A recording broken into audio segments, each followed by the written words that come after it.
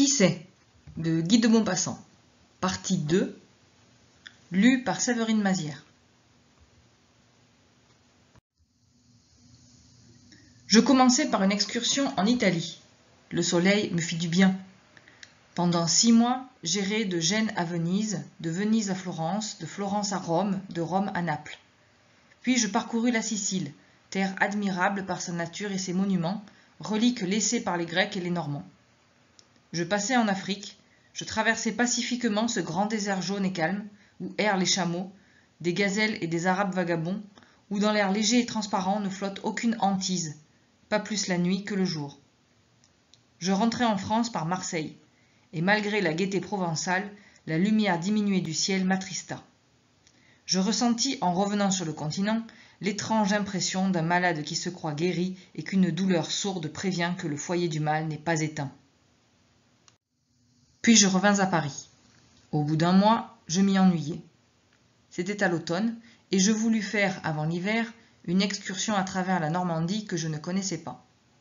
Je commençai par Rouen, bien entendu, et pendant 8 jours, j'errai distrait, ravi, enthousiasmé, dans cette ville du Moyen-Âge, dans ce surprenant musée d'extraordinaires monuments gothiques. Or, un soir, vers 4 heures, comme je m'engageais dans une rue invraisemblable où coule une rivière noire comme de l'encre nommée Eau de Robec, mon attention, toute fixée sur la physionomie bizarre et antique des maisons, fut détournée tout à coup par la vue d'une série de boutiques de brocanteurs qui se suivaient de porte en porte.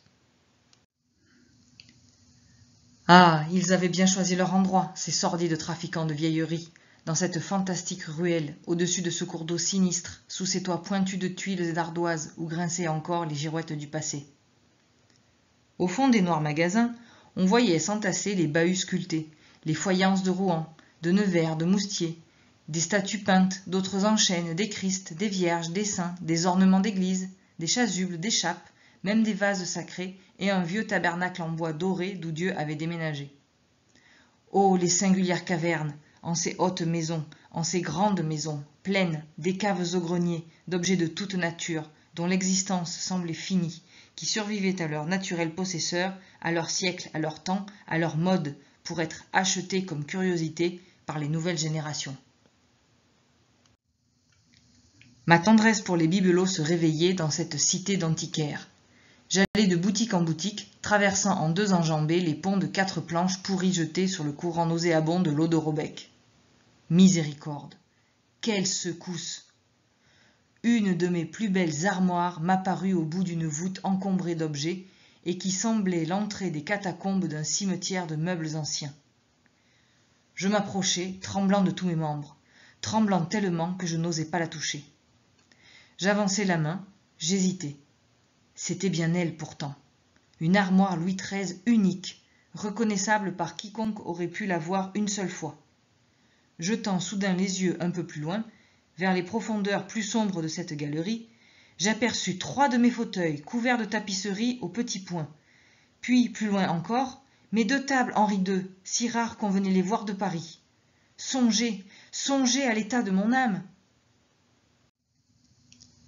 Et j'avançai, perclus, agonisant d'émotion, mais j'avançai, car je suis brave, j'avançai comme un chevalier des époques ténébreuses pénétré en un séjour de sortilège. Je retrouvai de pas en pas tout ce qui m'avait appartenu, mes lustres, mes livres, mes tableaux, mes étoffes, mes armes, tout, sauf le bureau plein de mes lettres, et que je n'aperçus point. J'allai, descendant à des galeries obscures pour remonter ensuite aux étages supérieurs. J'étais seul. J'appelai, on ne me répondait point. J'étais seul, il n'y avait personne dans cette maison vaste et tortueuse comme un labyrinthe. La nuit vint, et je dus m'asseoir dans les ténèbres sur une de mes chaises, car je ne voulais point m'en aller. De temps en temps je criais « Hola, hola, quelqu'un ?» J'étais là, certes, depuis plus d'1 heure, quand j'entendis des pas légers, lents, je ne sais où.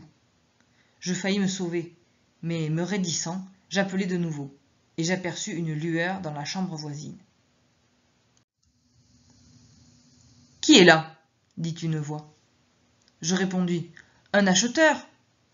On répliqua « Il est bien tard pour entrer ainsi dans les boutiques. » Je repris « Je vous attends depuis plus d'1 heure. » Vous pouviez revenir demain. Demain, j'aurais quitté Rouen. Je n'osais point avancer. et il ne venait pas. Je voyais toujours la lueur de sa lumière éclairant une tapisserie où 2 anges volaient au-dessus des morts d'un champ de bataille. Elle m'appartenait aussi. Je dis « Eh bien, vous venez ?» Il répondit « Je vous attends. » Je me levai et j'allai vers lui. Au milieu d'une grande pièce était un tout petit homme, tout petit et très gros, gros comme un phénomène, un hideux phénomène. Il avait une barbe rare, aux poils inégaux, clairsemés et jaunâtres, et pas un cheveu sur la tête. Pas un cheveu. Comme il tenait sa bougie élevée à bout de bras pour m'apercevoir, son crâne m'apparut comme une petite lune dans cette vaste chambre encombrée de vieux meubles. La figure était ridée et bouffie, les yeux imperceptibles. Je marchandai 3 chaises qui étaient à moi, et les payai sur-le-champ une grosse somme, en donnant simplement le numéro de mon appartement à l'hôtel. Elle devait être livrée le lendemain avant 9 heures. Puis je sortis. Il me reconduisit jusqu'à sa porte avec beaucoup de politesse. Je me rendis ensuite chez le commissaire central de la police, à qui je racontai le vol de mon mobilier et la découverte que je venais de faire. Il demanda, séance tenante, des renseignements par télégraphe au parquet qui avait instruit l'affaire de ce vol, en me priant d'attendre la réponse. 1 heure plus tard, elle lui parvint, tout à fait satisfaisante pour moi. « Je vais faire arrêter cet homme et l'interroger tout de suite, me dit-il, car il pourrait avoir conçu quelques soupçons et faire disparaître ce qui vous appartient. Voulez-vous aller dîner et revenir dans 2 heures? Je l'aurai ici et je lui ferai subir un nouvel interrogatoire devant vous. » Très volontiers, monsieur. Je vous remercie de tout cœur. J'allai dîner à mon hôtel et je mangeai mieux que j'aurais cru. J'étais assez content tout de même. On le tenait.